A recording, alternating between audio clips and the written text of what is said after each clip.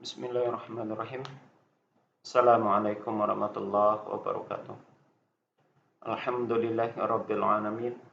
Salatu wassalamu ala asyrafil anbiya'i wal mursalin wa ala alihi wa sahbihi rasulillahi ajmain. Rabbi shrah li sadri wa yassir li amri wa hlul 'uqdatam min lisani yafqahu qawli. Alhamdulillah, puji syukur kita ucapkan kehadirat Allah Subhanahu wa taala. Allah yang Maha Pengasih lagi Maha Penyayang, yang memberikan begitu banyak nikmat dan rezeki kepada kita semua dan memberikan kesehatan kepada kita bersama. Sehingga pada saat hari ini puasa yang kelima ya. Hari ini puasa yang kelima yang kita laksanakan. Semoga 4 hari yang sudah kita lakukan ibadah puasa kita diterima oleh Allah Subhanahu wa taala. Salawat dan salam kepada Nabi Allah Muhammad sallallahu alaihi wasallam. Allahumma shalli ala Muhammad wa ala ali Muhammad. Uswatun hasanah buat kita semua, contoh suri tauladan hidup buat seluruh umat manusia. Baik saudara, bertemu kembali dan berbincang-bincang kita seputaran tentang pelaksanaan ibadah Ramadan atau ibadah puasa yang sedang kita lakukan, yang kita laksanakan hari ini. Semoga selalu kita dalam lindungan Allah sehingga dapat menyelesaikan ibadah puasa kita hari ini. Bahkan tidak hanya hari ini saja, tentunya kita dapat melaksanakan ibadah puasa dalam 1 bulan ini penuh utuh sampai akhir Ramadan nantinya. Dan semoga ibadah puasa kita diterima oleh Allah Subhanahu wa taala dan mampu menggugurkan dosa-dosa yang berada pada diri kita selama ini. Baik saudara, untuk kali ini ya kita masih membicarakan tentang hal fikih yang berkaitan Ramadan yang dikaitkan nanti menurut beberapa mazhab atau pandangan mazhab fikih. Tentunya di dalam hal ini kita akan menyinggung tentang mazhab fikih Imam Hanafi, Imam Maliki, Imam Syafi'i, dan Imam Hambali. Pada pertemuan ataupun pada video sebelumnya kita sudah membicarakan tentang niat kemarin ya. Kita sudah ada bicara tentang niat-niat puasa, kemudian tentang ya, syarat-syarat puasa menurut para imam mazhab. Niat kemarin juga menurut para imam mazhab. Kemudian kita juga sudah membicarakan tentang rukun-rukun puasa menurut imam mazhab. Nah, pada pertemuan kali ini, waktu pembicaraan kita hari ini, kita akan membicarakan sunnah-sunnah atau ibadah-ibadah sunnah yang dianjurkan di dalam melaksanakan ibadah bulan Ramadan ini ataupun di dalam bulan puasa ini. Ya, sunnah-sunnah apa sajakah yang dipandang itu merupakan ibadah sunnah oleh para imam mazhab. Yang biasanya yang kita bicarakan itu perbedaan.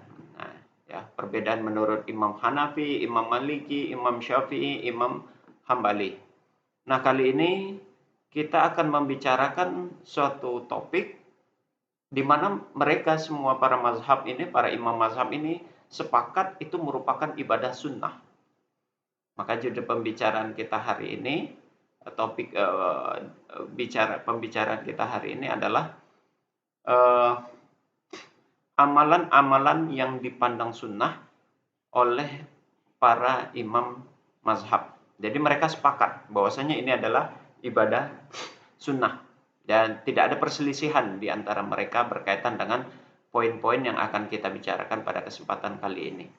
Semuanya dipandang ibadah sunnah dan dinilai ibadah sunnah oleh seluruh imam mazhab. Baik itu Imam Hanafi, Imam Maliki, Imam Syafi'i maupun Imam Hambali. Jadi kesepakatan mereka. Yang kali ini kita berbicara tentang kesepakatan mereka terhadap ibadah sunnah yang dapat dilaksanakan di dalam bulan Ramadan begitu. Apa sajakah yang dimaksud di dalam atau kesepakatan mereka dalam hal ini? Ya, ada beberapa saudara, ada beberapa yang nanti akan kita ulas.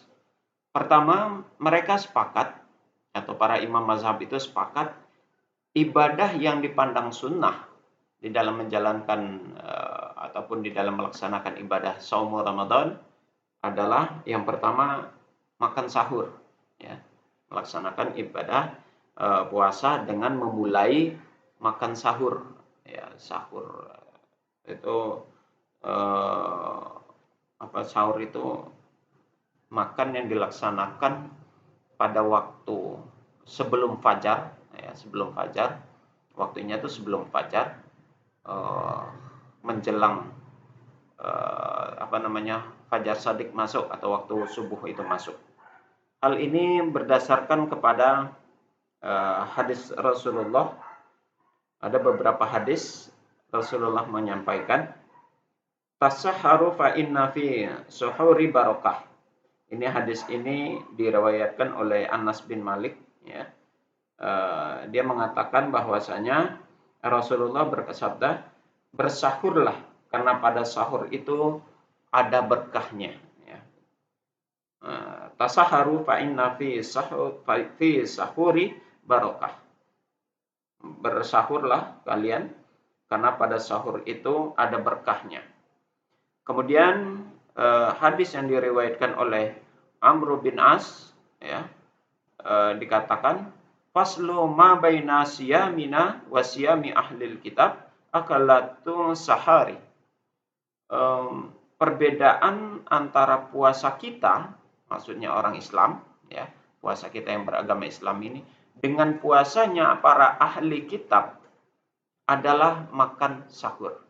Jadi buat kita dianjurkan makan sahur. Dari mereka itu tidak ada dianjurkan untuk makan sahur. Itu yang membedakan, kata Rasulullah.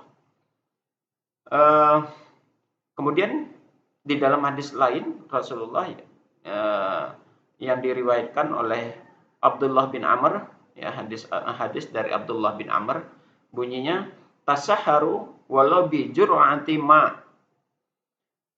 Bersahurlah walaupun hanya sekedar seteguk air. Nah, jadi walaupun hanya meminum seteguk air, maka bersahurlah. Lalu kata hadis yang disampaikan oleh Abu Hurairah, dikatakan, ni'ma sahurul mu'minina tamr. Sebaik-baik makan sahur seorang mukmin adalah buah kurma. Itu hadis Rasul. Jadi ada 4 hadis ini yang dijadikan sandaran oleh para imam mazhab yang 4, sehingga mereka sepakat bahwasanya hukum bersahur atau makan sahur di pagi hari atau menjelang fajar shadiq itu, menjelang fajar masuknya waktu sholat subuh itu adalah hukumnya sunnah. Ini sepakat, tidak ada perbedaan pendapat para imam mazhab. Kemudian yang berikutnya adalah sunnah yang berikutnya mengakhirkan makan sahur dan menyegerakan untuk berbuka. Jadi mengakhirkan makan sahur dan menyegerakan untuk berbuka puasa. Jadi, itu sunnah Rasulullah untuk menganjurkan menyegerakan makan sahur dan mengakhirkan orang untuk melaksanakan berbuka puasanya, ya. Ini disandarkan kepada sebuah hadis Rasulullah. Ada beberapa hadis, salah satunya apa yang disampaikan oleh yang diriwayatkan oleh Imam Ahmad, oleh riwayat Ahmad. Dia mengatakan Rasulullah bersabda, la tazalul ummatihi bi khairi ma'ajaluhul fitra wa akharus sahur. Umatku akan baik-baik saja selama mereka menyegerakan buka puasa dan mengakhirkan makan sahurnya. Ada lagi di dalam hadis lain dikatakan oleh Nabi yang diriwayatkan oleh At-Tabrani, salasun min akhlaqil mursalin ta'jilul fitrati wa ta'khirus sahuri wa wad'ul mayyini ala shimali fi sholati. Ada 3 perkara yang termasuk akhlak para rasul, yakni menyegerakan berbuka puasa dan mengakhirkan makan sahur dan meletakkan tangan kanan di atas tangan kiri di dalam sholatnya. Nah, itu yang menjadi dalil oleh para imam mazhab untuk memberikan patokan ataupun memberikan mereka berfatwa bahwasanya mengakhirkan makan sahur dan menyegerakan berbuka adalah hukumnya sunnah di dalam menjalankan ibadah puasa. Puasa apa itu? Ini dalam hal ini umum, baik di dalam puasa Ramadan maupun puasa-puasa sunnah lainnya. Itu yang kedua, saudara, yang disepakati oleh para ulama untuk menjalankan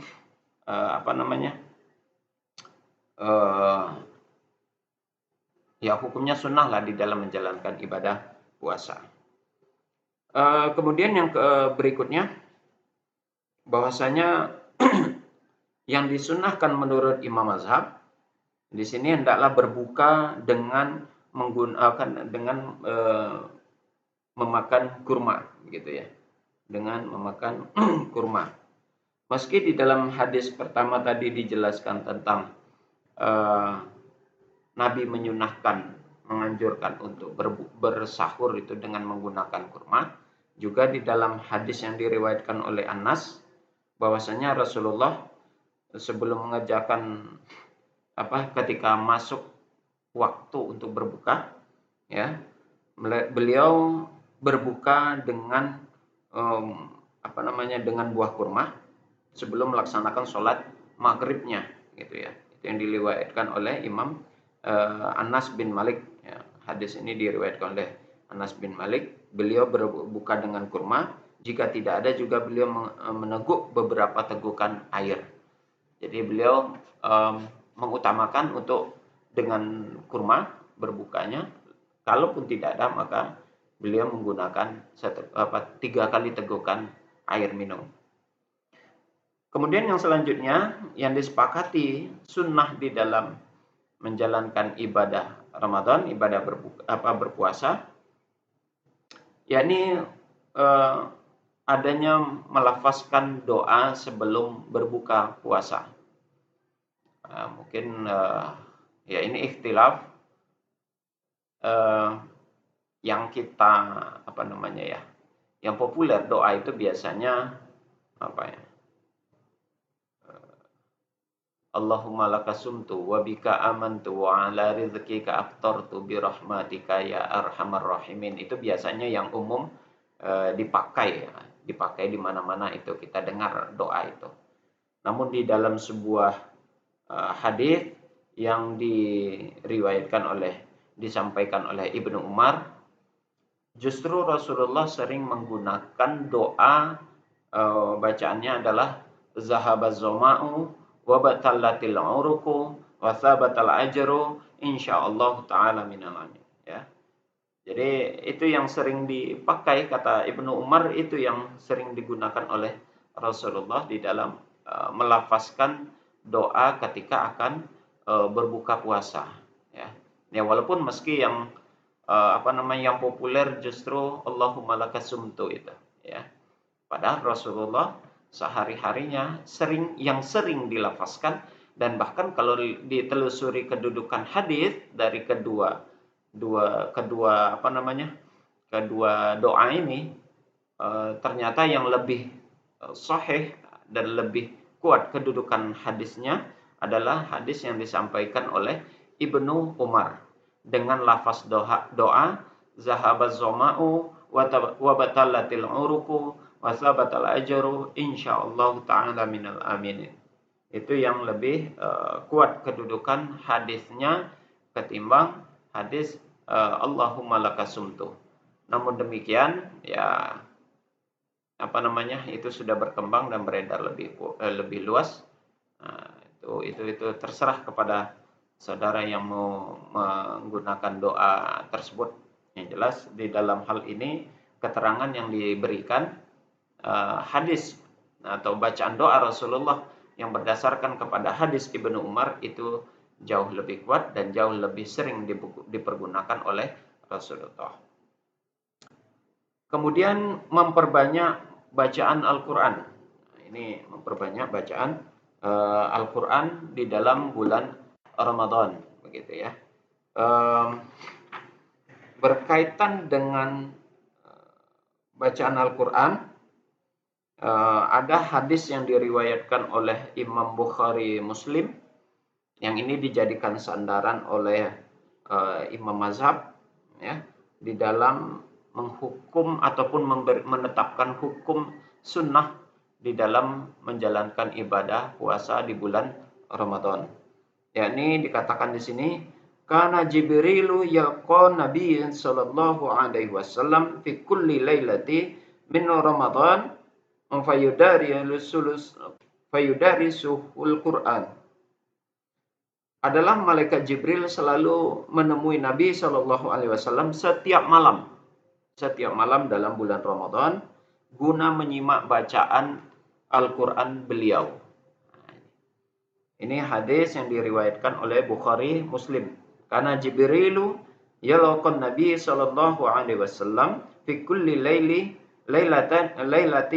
min Ramadan fayudarisuhul Quran. Ya. Jadi setiap malam Jibril itu datang kepada Rasulullah untuk menyimak bacaan-bacaan Al-Quran Rasulullah. Maka di sini dipahami oleh para imam mazhab, Rasulullah itu di setiap malam bulan Ramadan selalu membaca Al-Quran dan selalu didengar oleh malaikat Jibril.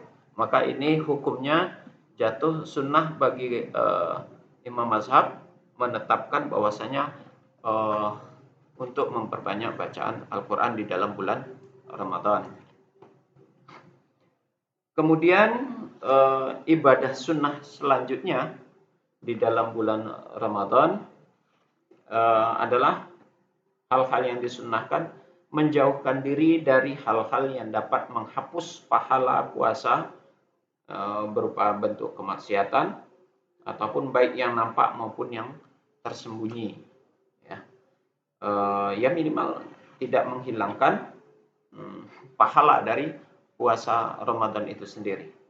Ini berdasarkan kepada apa yang disampaikan oleh Rasulullah dalam hadis beliau. Bunyi hadisnya, malam yada' qaula zuri wal amala bihi falaysa lillahi hajatun fin ayyada'a ta'amahu wa syarabahu. Barang siapa yang tidak meninggalkan perkataan dusta dan beramal dengannya, maka Allah tidak butuh dengan puasa orang yang sekedar meninggalkan makan dan minum saja. Jadi kalau makan dan minum mungkin itu dapat membatalkan puasa dengan secara jelas dan nyata. Namun di balik itu ada yang dapat meninggalkan ataupun menghilangkan pahala dari puasa itu sendiri. Ya, di antaranya mungkin berbicara yang tidak baik, memfitnah, menggibah, apalagi ya, mencaci maki, itu. Terus berdusta, menjadi saksi palsu, atau apalagi hal-hal yang lainnya secara zahir mungkin tidak terlihat, secara zahir mungkin ibadah puasanya tidak batal, namun itu menghilangkan pahala puasanya. Maka itu yang dianjurkan untuk dihindari. Dan dalam hadis ini dikatakan Allah tidak butuh puasa orang yang hanya sekedar menahan diri dari lapar dan haus saja, ya, meninggalkan makanan dan minum saja, begitu ya. Di dalam hadis ini begitu. Kemudian yang selanjutnya, yang terakhir yang disepakati, sekali lagi ini disepakati sunnahnya oleh para sahabat, oleh para imam mazhab berkaitan dengan pelaksanaan ibadah di bulan Ramadan, yakni dilarang mencaci maki dan menghujat, mencaci maki, emosi, marah, itu menahan itu. Jadi tidak tidak mengumbar untuk kekesalan, kemarahan, kebencian itu. Maka kata Nabi yang hadis dari Abu Hurairah, "Idza kana yaumus siyami ahadikum fala yarfus wala yaskhab wala yahnal fa in sa'at fasatamahu ahadan au au qatalahu falyaqulu inni shaim." Jika sedang berpuasa, janganlah salah seorang di antara kalian berkata keji, berteriak-teriak, dan jangan pula berbuat bodoh. Jika ada seseorang yang mencaci makinya atau mengajaknya bertengkar, maka katakanlah sesungguhnya aku sedang berpuasa. Ini hadis yang dijadikan sandaran untuk sunnah hukumnya menghindari hal-hal sebagaimana yang disebutkan di dalam hadis tersebut, yakni berbuat keji, teriak-teriak, hingar-bingar seperti suara keledai, begitu ya. Berbuat yang bodoh, artinya seperti apa ya berbuat bodoh itu? Agak ya perbuatan-perbuatan yang menzalimi diri sendiri tentunya mungkin. Ya, kemudian jika ada kemudian mencaci maki, bahkan jika ada yang mengajak berkelahi atau bertengkar, katakan kepada mereka, katakan fal yakul inni shaimun. Katakan kepada mereka bahwasanya aku sedang berpuasa.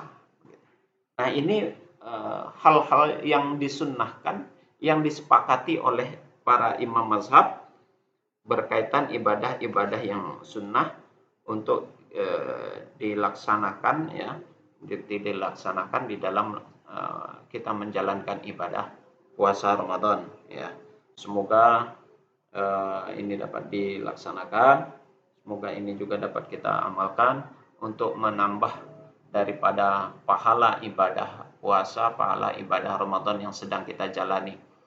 Ingat, perimbangan pahala dari pelaksanaan ibadah Ramadan kita di dalam bulan Ramadan ini, pahala dilipat gandakan, kemudian ibadah-ibadah wajib dilipat gandakan pahalanya, sedangkan ibadah-ibadah sunnah dihitung sama seperti ibadah-ibadah wajib yang kita laksanakan di luar Ramadan.